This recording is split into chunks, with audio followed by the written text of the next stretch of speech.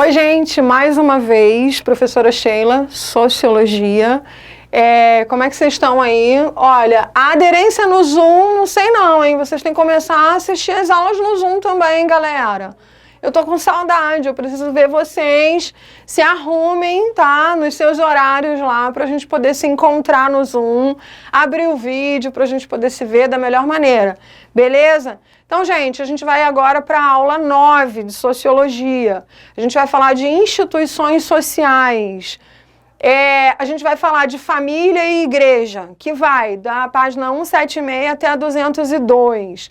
Sheila, mas a gente vai falar de família, vai falar de igreja de novo, a gente já sabe o que é. Será que a gente sabe exatamente o que é isso?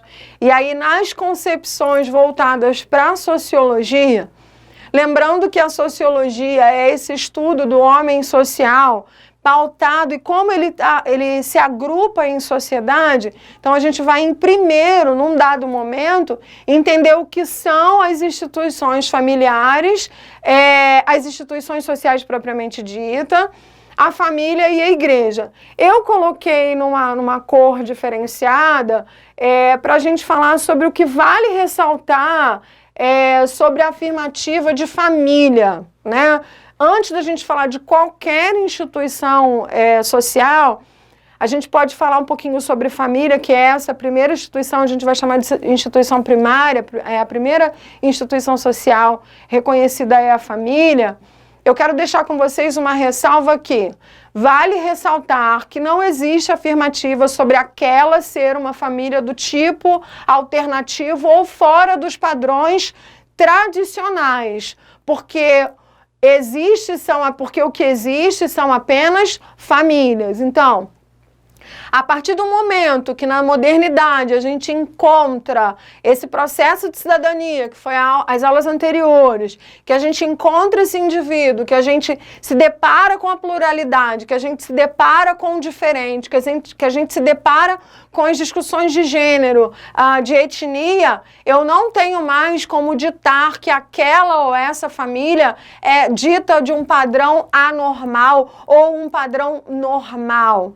O que apenas existe é família, ou, no plural, o que apenas existe são famílias. Independem de como se faz essa conformidade, essa organização familiar. Então, isso é muito importante para que a gente entenda todo esse processo social, inclusive na situação atual que a gente vive, ok? Para a gente poder compreender esse processo de família, de instituições familiares. Então, não existe um modelo de famílias, mas sim modelos de família, uma pluralidade nessas condições.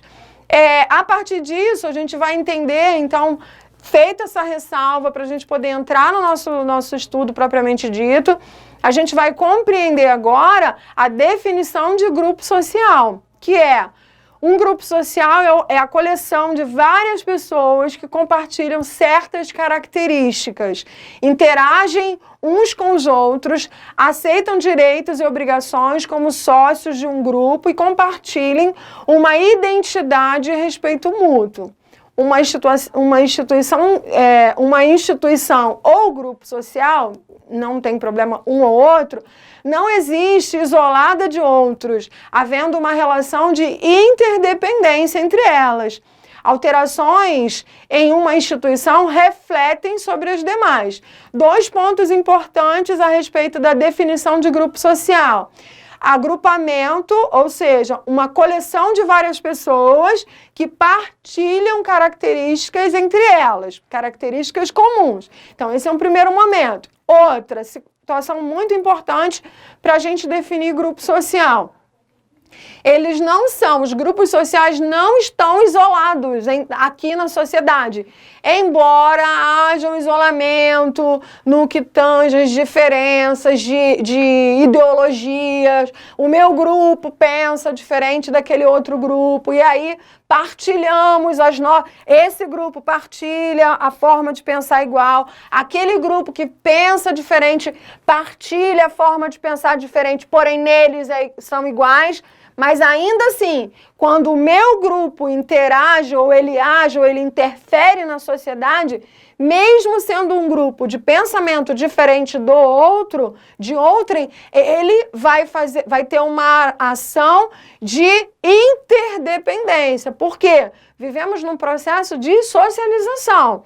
A partir do momento em que a gente vive em sociedade, todas as minhas decisões, quer sejam elas pautadas somente para mim ou para o coletivo, eu vou interferir na vida de outrem, eu vou interferir na própria sociedade. Isso se faz necessário repensar. Essa é uma questão a se fazer pensar. Então, primeira característica dessa definição, primeira ideia dessa definição de grupo social. Pessoas, um conjunto de pessoas, um coletivo que compartilham certas características, interagem entre eles. 2, essas pessoas que se interagem, mesmo que sejam N outros grupos, podem e interferem em outros grupos também. Então, há uma correlação, ainda que seja de grupos diferentes. Beleza? Estamos entendidos? Como eu falo na minha aula presencial, me faço entendida? Então, como que a gente vai entender agora os constituintes de um grupo social? O que constitui um grupo social? Pessoa. No primeiro momento, pessoas. Ele é feito por pessoas. E ele é mantido por ideias em comum e respeito mútuo. Então, a gente pode colocar isso como um tripé, Sheila? Pode, adoro o tripé. O tripé dá uma ideia da gente poder estar mais sustentado, né? Mas é isso. 3 ideias importantes que constituem um grupo social. Pessoas, ideias em comum, e aí seriam as ideologias, né? Aquilo que a gente tem como premissas para se entender, para se compreender, para se falar a respeito de tudo isso, e respeito mútuo. Bom, a partir da gente já ter definido o grupo social e os constituintes do mesmo, a gente avança para os grupos sociais, que aí a gente já vai entender quem são eles. Esse primeiro grupo social a gente vai colocar como a família. E aí, eu comecei lá na frente, lá em cima, falando sobre família, num estado mais plural, numa condição mais aberta, numa condição vigente de que não existe família modelo, nem família não vista como modelo, ou um modelo ruim. O que nós temos numa sociedade plural, numa sociedade globalizada, no mundo inteiro, são apenas família. É só isso que a gente entende. E a família, enquanto grupo social ou instituições, a gente vai entender que ela é um grupo social primário. Então, quando eu falo de família, independente de formatação, independente de como essa família ela se incorpora, como ela se apresenta, ela é o primeiro grupo social no qual eu e você fazemos parte. Então, a gente aprende a se socializar dentro de casa, né? A gente costuma dizer, eu já venho educado de casa, deveria, né?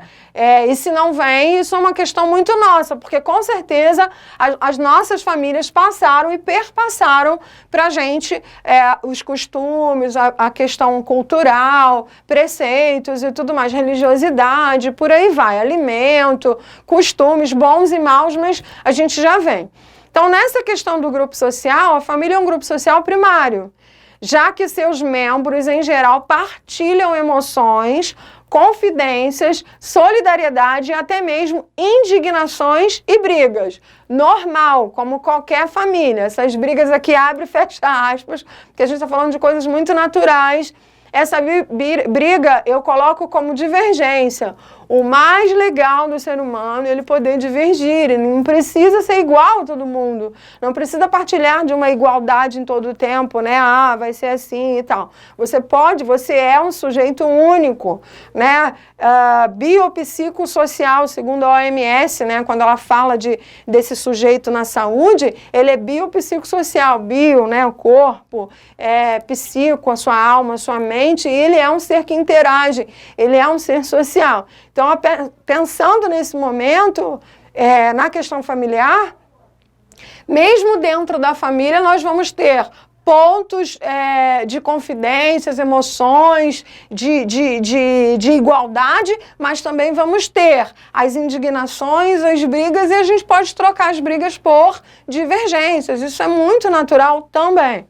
Portanto, seus integrantes normalmente expõem-se uns aos outros. Uma outra coisa que a gente vê muito também nas ciências humanas e na própria psicologia também, comportamental, é que geralmente a gente se abre muito mais, a gente deixa muito mais transparecer quem a gente realmente é para os nossos familiares, mais do que para os outros. É como se a gente estivesse colocando até uma persona, né? Ah, você é tão quietinho assim na rua, em casa você é mais solto. Porque a casa, geralmente, normalmente, nós nos expomos mais uns aos outros porque é a nossa zona de conforto, é onde nós nos sentimos muito melhor, né? Enfim, e quando um casal se une, o faz com objetivos sexuais, reprodutivos, afetivos, econômicos, educacionais, seguindo regras e padrões sociais. E aí eu faço uma provocação. Será? Tô meio que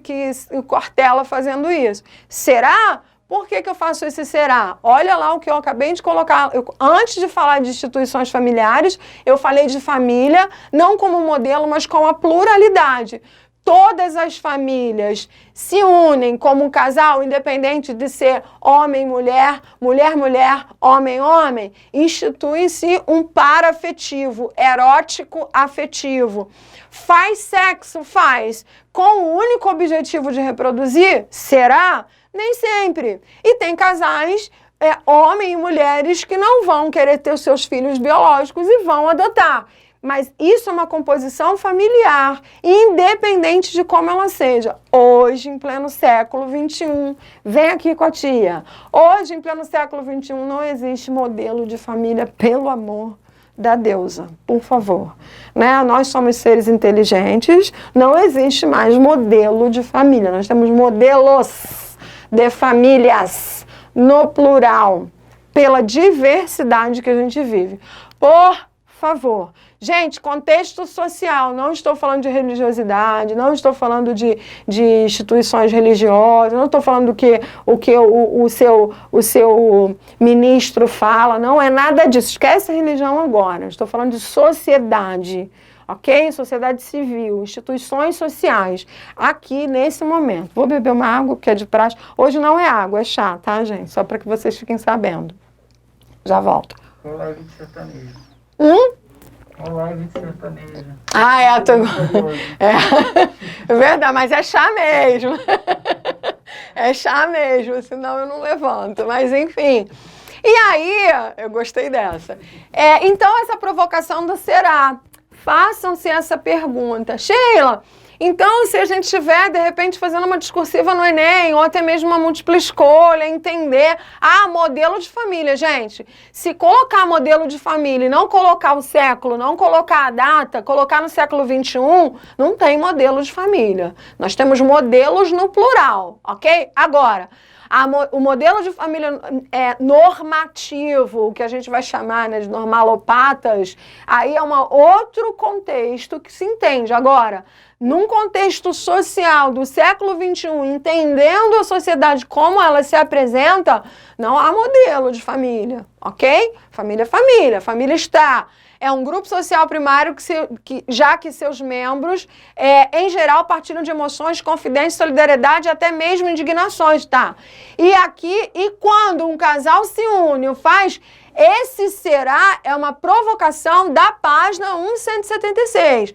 Porque esse contexto aqui é um contexto retrógrado, é um contexto anterior ao pensamento vigente, ok? Então, o contexto familiar hoje é pluralidade de família, não tem uma formatação específica, ok? Nada impede de eu querer ter uma família tradicional, como todos os outros lá tiveram e ainda tem. Ela não está em demodê, não saiu de moda a família tradicional, mas ela não é modelo para parâmetro para nada, ela é apenas uma família tradicional. Qual é a corporação dessa família? Tá? A composição, perdão.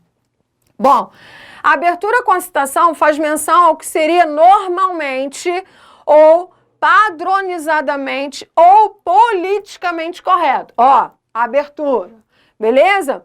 Embora avançamos enquanto sociedade, e sim, cabe o será enquanto questionamento aqui. Cabe sim o será enquanto questionamento. É a partir de questionar o que seria a normalidade que eu vou entender a pluralidade, as múltiplas formatações, né, familiares. E é assim, dessa forma. Bom, aí a gente vai colocar os modelos de família, página 176. As famílias podem seguir padrões diferentes de apresentação por monogamia, poligamia e poliandria. Monogâmicos, né? Procedimento típico das sociedades ocidentais.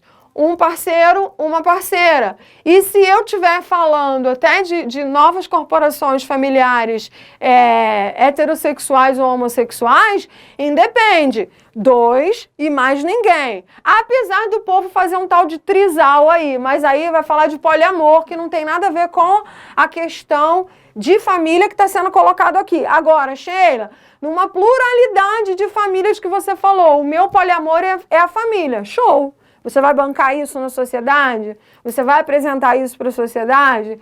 Você vai suportar essa condição na sociedade? Se for isso, tranquilo, sem problema. A partir dessa condição, a gente vai entender a monogamia, que ela é o procedimento típico das sociedades ocidentais. E a gente vai entender a poligamia, que seria quando se permite ao homem ter várias mulheres. E aí, ao homem ter várias mulheres. Por que, Sheila, que a gente não coloca a mulher com vários homens? Vivemos numa sociedade patriarcal, preconceituosa, onde nas últimas aulas a gente falou sobre cidadania, a gente colocou sobre as minorias, mulher ainda é minoria, nós vivemos sob o julgo do preconceito e quando uma mulher tem mais de um homem, ela, para uma sociedade ocidental, uma sociedade patriarcal, ela leva outro nome, não vai ser poligamia, e aí a gente faz pensar, nada contra e nada a favor, eu só estou colocando o que é para ser posto. E a poliandria, mais comum no norte da Índia, que é quando se permite a mulher ter 2 ou mais parceiros. Ah, Sheila, vou me mudar para a Índia, vai ser muito legal lá. Nem sempre, eles estão acostumados, é uma questão cultural, a mulher entende que ela tem mais de um parceiro e ela não tem esse modelo de marido que a gente tem por aqui na sociedade ocidental, machista e tudo mais. Existe toda uma política em prol da poliandria. E várias discussões também em prol da poliandria, que é algo a se rever. Agora, ela é mais utilizada a partir das sociedades tribais lá no norte da Índia, quando é permitido a essa mulher ter mais de um marido. E aí entra nesse processo. Então, dito essas famílias, né, os modelos de famílias, a gente vai agora compreender as composições dessas famílias. Correto? A gente tem uma composição nuclear quando se mantém pelo casal e seus filhos. A família nuclear é aquela onde tem meu pai, minha mãe e eu e meus irmãos. Essa é uma família nuclear, ok? Qual o núcleo da sua família? Quantos componentes dessa família nuclear? 5. Eu e mais 4. A partir desse momento, a gente vai... Desculpa, tá, gente?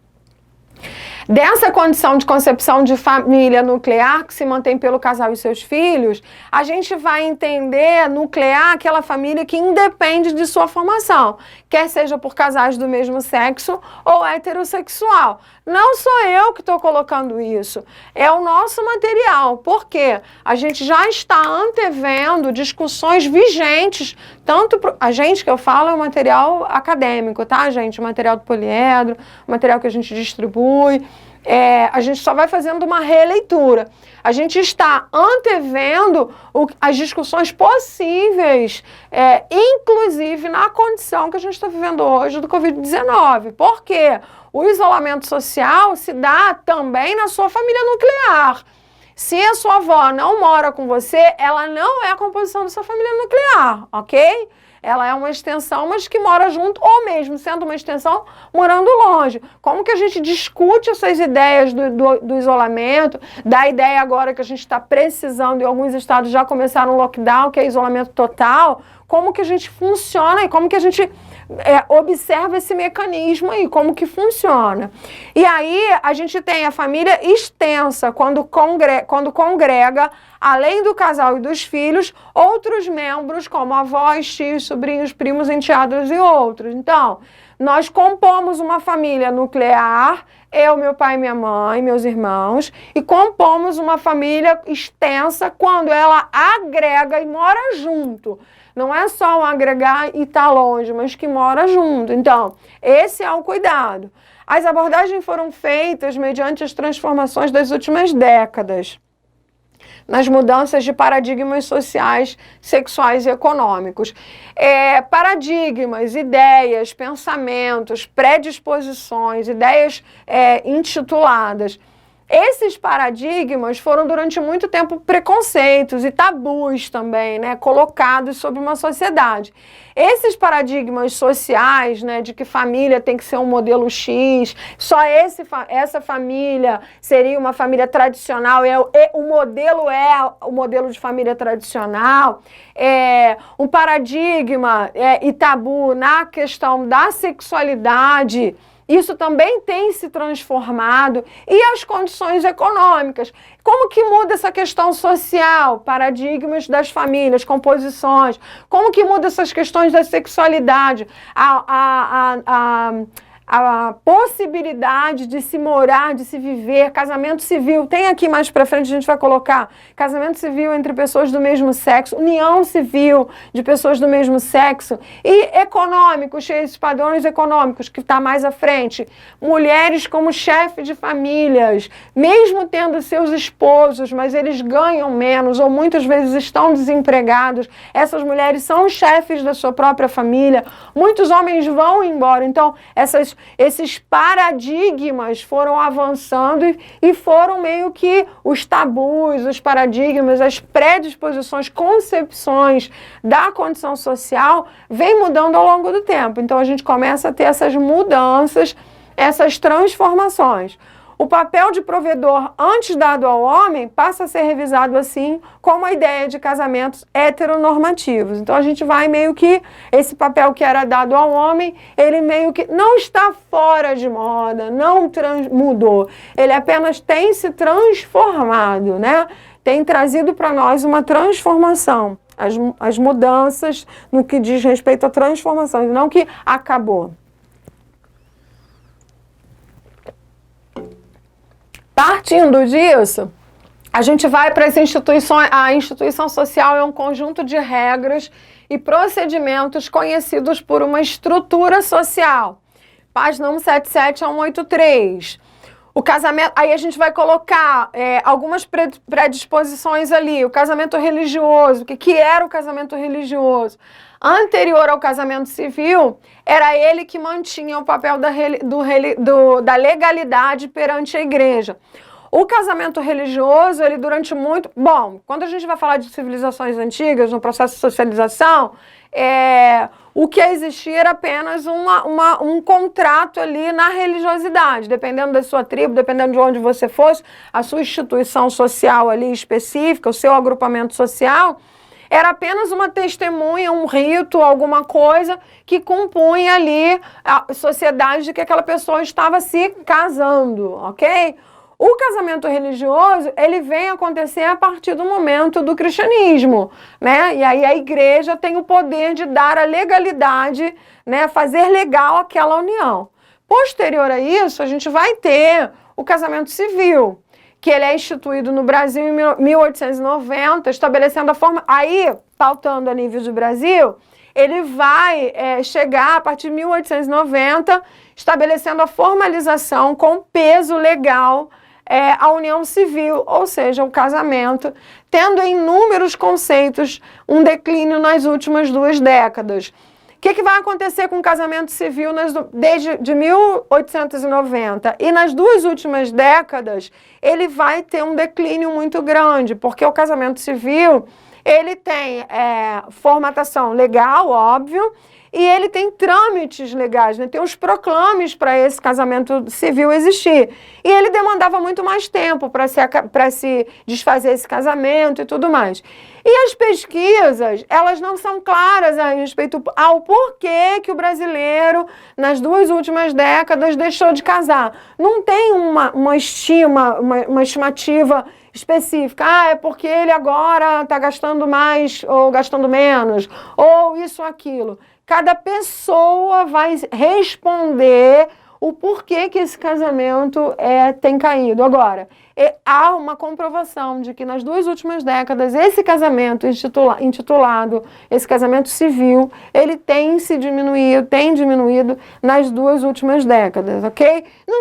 Isso não quer dizer que vai acabar a formatação do casamento, mas se ele era um paradigma, como a gente viu no slide anterior, se ele era uma questão a questão da sexualidade era um tabu e hoje não é mais, se ele está acabando com isso ou não vai acabar propriamente dito, mas mais pessoas estão claras aos relacionamentos sem necessidade de fazer essa união civil, no sentido de casamento, porque tem a união estável. Existe também um contrato de união estável, que a gente vai ver depois. Mas aqui, tendência à nuclearização. É a redução da unidade familiar, alargada a uma família nuclear, composta apenas por pais e filhos, diminuição da quantidade de filhos. Essa tendência à nuclearização, ela está muito pautada àquelas famílias que só têm um filho. Marido-mulher, ou mulher-mulher, marida-marida, né? Mulher-mulher, que tem apenas um filho. Por quê? Tem-se uma nova ideia, por conta da condição capitalista, de que se eu tiver um filho, eu posso dar mais condições, melhores condições do que nós tivemos no passado para esse único filho. Condição de estudar, condição de fazer outros esportes, então. E aí, essa é uma nuclearização, ela tem tido uma redução dessa unidade familiar, onde há uma diminuição da quantidade de filhos, ok? União entre os iguais em etnia, prevalecendo o reconhecimento das uniões de casais de sua mesma etnia. O nosso livro, ele fala de raça, e aí eu penso que vocês precisam dar uma estudada, conversar mais, estudar mais, aproveitar esse momento para dar uma pesquisada, porque quando a gente fala de raça, a gente fala de uma única raça que é a humana. Quando a gente aborda a ideia de etnia, a gente está falando da pluralidade, da diversidade dentro da raça humana, ok? E aí o que tem sido o aumento é que há uma prevalecência, há um aumento de pessoas se casando com pessoas da sua mesma etnia, ok? Aí a gente vai falar de preto, a gente vai falar de ocidental, a gente vai falar de oriental, a gente vai falar de várias outras etnias que estão se casando entre si. Isso eu acho de uma lindeza muito grande, mas a minha opinião não é válida aqui nesse exato momento. Bom, aumento das mulheres como chefe de família. Não preciso nem falar disso, porque isso é um assunto muito vigente, é um assunto que a gente observa muito, e muito mais nas camadas populares, no processo piramidal, mais na base da pirâmide do que no topo dela, mas sim, há o aumento de mulheres como chefe de família. E a gente tem observado também o crescimento dos divórcios e separações.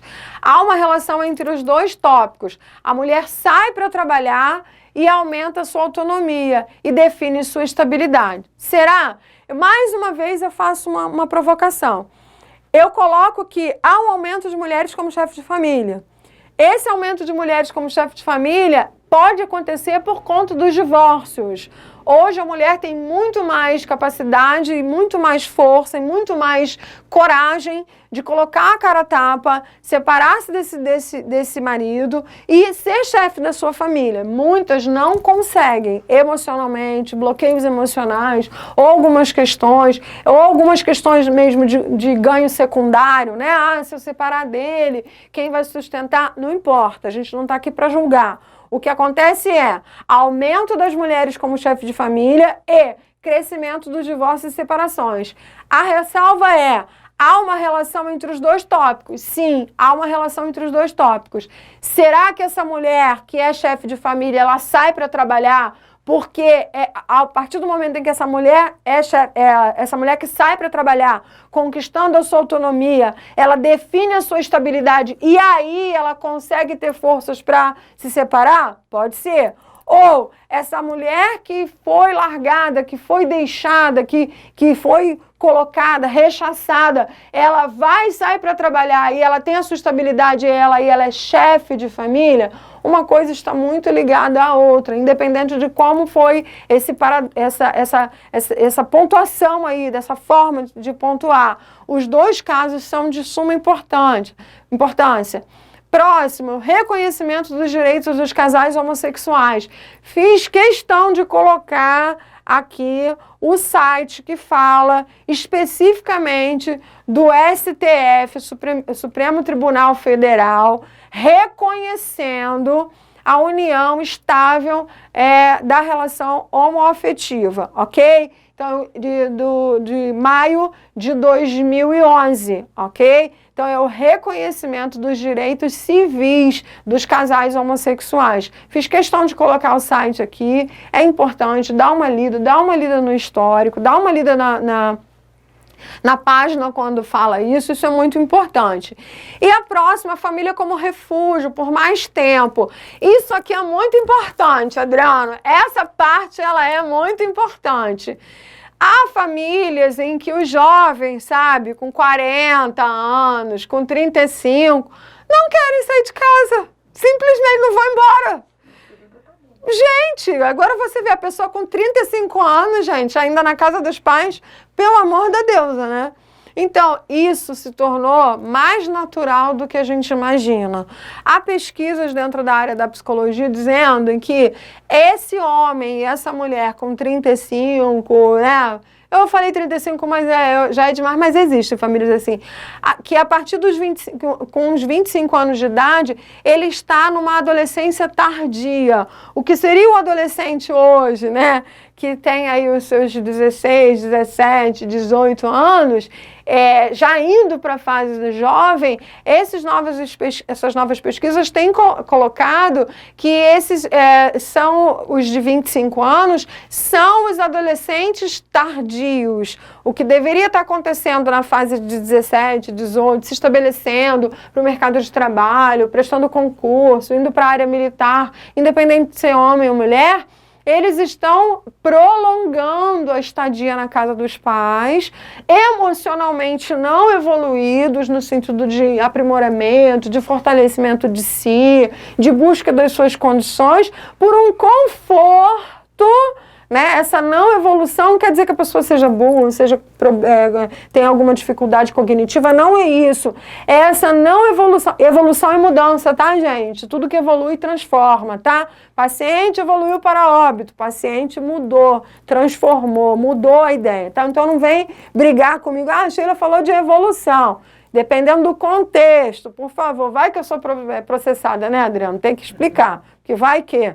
Bom, esse família como refúgio por mais tempo é o prolongamento dos jovens na casa dos pais pelo afrouxamento das regras. Além das regras serem afrouxadas, mais frouxas, existe uma condição econômica. Eu ganho meu salário, não vou pagar aluguel, fico aqui até eu poder dar entrada no meu apartamento.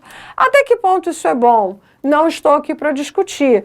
Cada pessoa é um ser único dentro da casa dos seus pais, dentro da sua própria casa, que é o seu próprio corpo, seus limites, suas vontades, suas paixões.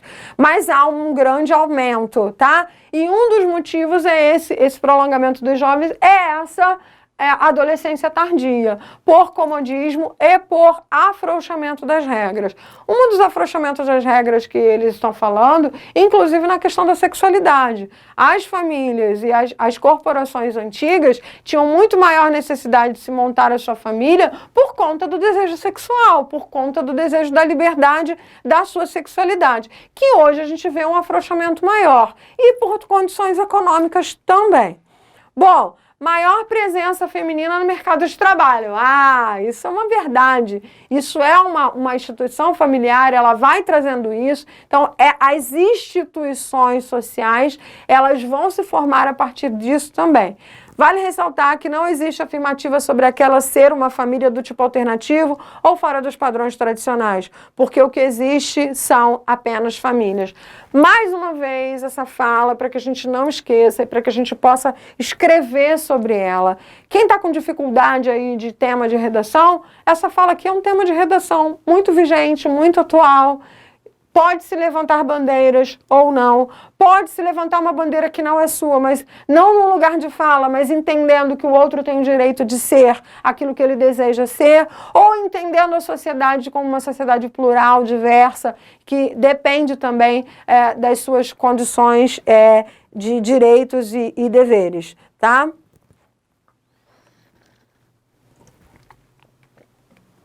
Bom, partindo disso, dessa questão da relação das instituições familiares e as instituições sociais e a família como sendo a instituição social primária, a gente vai para a segunda instituição social, colocada como a igreja, como uma relação secundária, né? Num segundo momento, mais uma instituição social.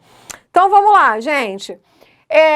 A igreja, enquanto instituição social, representa uma função importante por gerar estabilidade social e colabora para uma melhor adequação do indivíduo às normas sociais.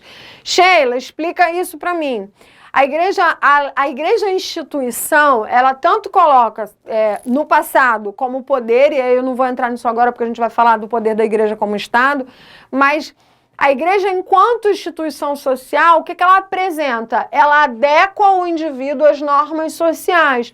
Como que essa igreja, e aí não é agora a questão do poder do Estado, mas a igreja corpo, a igreja representação, a igreja templo, a igreja instituição, ela agrega ao indivíduo a condição de adequação às normas sociais. Esse indivíduo frequenta a igreja, esse indivíduo está num grupo social, e eu não posso chegar na igreja, lugar, instituição, agrupamento social, de qualquer maneira, fazendo qualquer coisa, à la vontade, do jeito que eu quiser. Ali existem normas e regras sociais, independentes de igreja. Claro que aqui vai estar falando da igreja lá, né, igreja católica e tudo mais, mas quando a gente coloca a igreja como instituição social, independente de denominação, eu não posso chegar lá, se eu faço parte de lá, se eu conheço as regras, normas e leis de lá, fazer o que eu bem entender. Por quê? Uma das concepções importantes, né, da igreja é dar estabilidade social, manter ali uma condição de estabilidade social. Ela colabora para uma melhor adequação desse indivíduo, Sheila, às normas sociais. São normas sociais só delas? Não, da própria sociedade como um todo. Uma das coisas muito importantes que eu acho bem legal assim, da história, até mesmo da escola bíblica dominical, das catequeses, né, do curso para batismo, da catequese na igreja católica, não é só explicar a Bíblia, mas ali para partir com ideias de normas e regras morais e éticas. E isso faz bem, mesmo que você depois não continue naquele lugar. Mas se você tem uma certa dificuldade de participar de alguns grupos desses, aproveita agora no Zoom, vê onde tem uma catequese no Zoom ou o que for, para a gente poder fazer uma leitura social disso. É importante. Os seres humanos são seres sociáveis, é por isso que na quarentena a gente tem muita dificuldade de estar sozinho, porque nós somos seres sociais, ok? E dependemos disso, né, dessa relação, dessa interação na sociedade. Então, uma das coisas muito importantes, um dos fatores muito importantes da igreja, enquanto instituição social, é adequar o indivíduo às normas sociais. A gente vai se adequar, não às normas daquela instituição apenas, igreja, mas da sociedade como um todo. E é como se a gente fosse meio que lapidado. Eu não estou falando que a gente está sendo cerceado, tá? Houve um momento em que a igreja fez muito isso. Hoje a gente pode pensar, há uma ideia daquilo que eu quero, que eu posso, que eu gosto, que está em comum acordo, e há aquilo que é demasiado. Hoje a gente pode pensar, hoje a gente pode discutir, hoje a gente pode perceber as divergências. É muito natural, é muito saudável, tá? Essa contradição, ela é saudável, desde que não seja sem educação. A gente sempre fala sobre isso, respeitando as normas e regras. Bom, a igreja enquanto força do Estado. Historicamente, a gente sabe que a igreja ela teve um poder de Estado muito grande, né? Adriano quase pipoca ali o coração da pessoa. Tá bem, bem? Tá bem, né, bem? Então tá, deixa eu beber água. Água não, hoje é chá.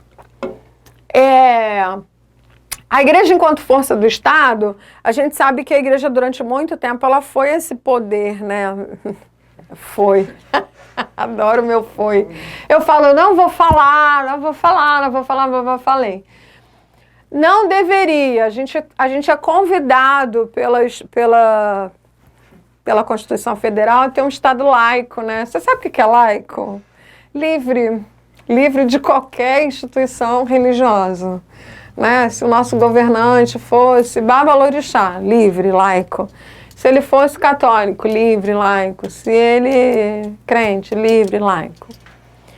Mas durante muito tempo a gente viveu atrelado. Eu vou falar no passado, tá, gente? Porque não adianta a gente entrar na discussão de hoje, porque a discussão de hoje a gente dá um troço aqui. Eu não quero morrer, já basta o vírus, então eu não quero me estressar. Mas o certo, o adequado para normas e regras e leis sociais é entender que há um Estado laico, há um Estado livre de qualquer interrupção, interferência da igreja ou de qualquer instituição religiosa. Isso não quer dizer que a pessoa esteja proibida de fazer o seu culto, como o apóstolo Paulo fala, racional, né, a Deus. Não é isso. Você pode fazer o culto que você quiser, mas a ideia é que o Estado fosse laico. Só que nem sempre foi assim. Fica difícil falar não sei, né, no passado, no presente, no futuro. Estou quase cartomante. A ideia é que, historicamente, no Brasil, prevalece o catolicismo, ponto. Que dita as normas, comportamentos e pensamentos em nossa sociedade desde o período colonial. O período colonial, nós vivíamos o poder da igreja como instituição e ali do Estado como um todo. Tanto que a gente tinha também, e unido a isso, o poder do coronelismo, não é isso? Quem mandava nos coronéis, óbvio, e os padres também, porque tinha um poder muito grande, então tinha um conluio ali entre eles. A partir do momento em que a gente vai alçando voos na nossa Constituição, a gente vai se distanciando dessa igreja como poder de Estado. E aí a gente impetra essa ideia, que deveria ser correta, adequada, do Estado laico. Isso está na lei. E a gente sabe que isso não é cumprido. A igreja ainda dita muitas regras. É só uma parte, tá aqui. Não briguem comigo, briguem com a página 184 até a página 202. Não briguem comigo, está ali. Tá? A partir disso, a igreja como a teologia da libertação. Bom, a teologia da libertação, ela é um movimento apartidário que vai acontecer ali por volta de 1960. E um dos expoentes da teologia da libertação no Brasil é o Leonardo Boff.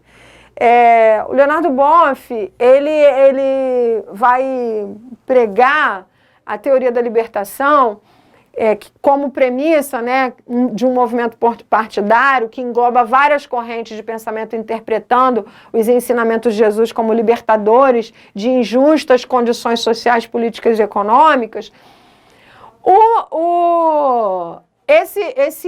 A teoria da libertação, ela vai fazer um convite a se repensar esses ensinamentos do Cristo, que era pobre, andava com os pobres e saía ali pregando, né, tendo contato com várias pessoas e não estava lá num trono maravilhoso e tal, como a gente viu em Roma nesse processo papal por muitos anos. Abrindo um parêntese, já dando spoiler para o próximo Papa, que é o Francisco, ele quebra tudo isso. Se é uma jogada política da igreja ou não, Francisco é uma imagem. Inclusive o nome dele é da linha de São Francisco de Assis, aquele que, em prol dos pobres, abdica da sua riqueza, de tudo que ele tem, sai com a sua própria túnica, porque ele acreditava em tudo isso. E a teologia da libertação é uma pregação pautada nessa liberdade do Cristo, de andar com os pobres, mesmo sendo ele o Deus, né, encarnado na terra, com toda a glória e tudo. Então tanto que ele entra em Jerusalém como? Num jumentinho, não é assim? Por aí vai. Bom, a teologia da libertação não se baseia na interpretação apenas eclesiástica da realidade, né, do que a gente vê ou do que a Bíblia está dizendo, mas na realidade da pobreza e da exclusão. A teologia da libertação fala, desde o passado, na época de Cristo, já tinha as diferenças sociais, a miséria, a pobreza e a exclusão, a gente ainda tem hoje. Vamos pregar um evangelho que atenda, não é um evangelho assistencialista apenas, mas de atender a sociedade, melhorar essa sociedade, dar a essa sociedade a possibilidade de mudança e transformação, correto? E teve seu expoente aqui no Brasil, o padre, né, o Leonardo Boff, sociólogo, filósofo, e ele, quem quiser escutar o Leonardo Boff falando, pode ir lá no Google, palestras dele, ele é um senhorzinho, ele fala com muita clareza de sociologia, fala de filosofia, fala da teologia da libertação, ele prega bastante coisas pautadas em Paulo Freire também, que é um cara da educação, e a gente tem muitas ideias pautadas aí, tanto para a igreja quanto para a sociedade em Leonardo Boff, tá, gente? E aí, vocês também deixei o link aqui a respeito da teologia da libertação. E a gente vai para o Santo Papa, o Francisco, que é o Papa vigente da igreja. Falar nossa, porque a gente é um país católico, embora eu não professe a fé católica, mas eu tenho um carinho muito grande para os nossos irmãos católicos, né? Por todos os irmãos eu tenho um carinho muito grande, mas isso não vem ao caso aqui. Bom, a igreja é o Santo Papa. A figura do Papa Francisco emerge para uma igreja enquanto desejo de reforma da mesma. Se Francisco é uma jogada política da Igreja Católica ou não, não me compete. Mas num momento onde a igreja perdeu muitos fiéis para a grande propagação do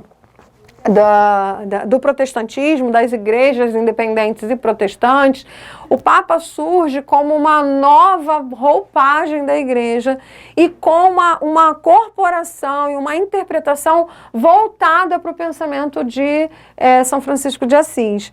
E hoje, se você não assistiu, você vai assistir, assista com todo carinho, pensando em mim, pensando na minha aula, o filme da Netflix, Dois Papas. Já assistiu? Fantástico esse filme, assista esse filme, ele é fantástico, ele faz uma tradução do Papa atual, a transição a transição do Papa antigo para o Papa atual, que é Papa Francisco. Os católicos, por favor, me perdoem, tá? E ele faz uma leitura, uma tradução e como se deu essa transição.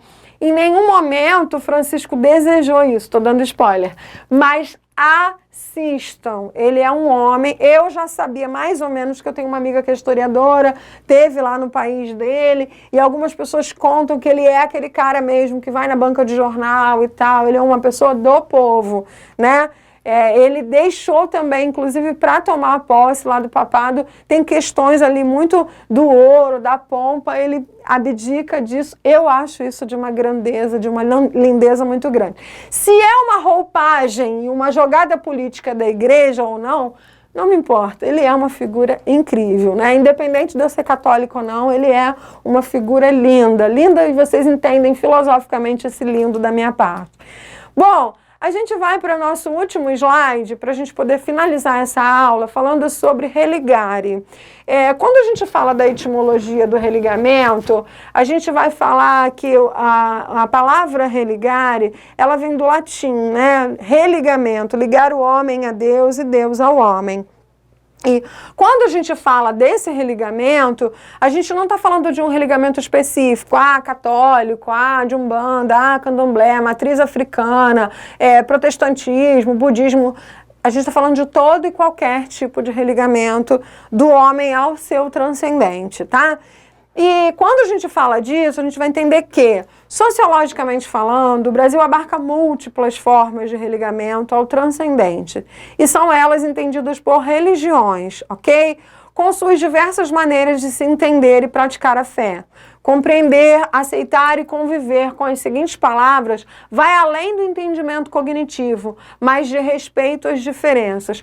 As palavras citadas abaixo, elas são só poucas palavras, porque inúmeras outras palavras a gente pode colocar a respeito não só do nosso tema, instituição social secundária, que é a igreja, como a nossa própria relação sociável, como eu lido com a sociedade em si. Então, Deus, para mim, é uma representação, tem um signo, um significado ali para mim de Deus, que para o outro é uma outra coisa.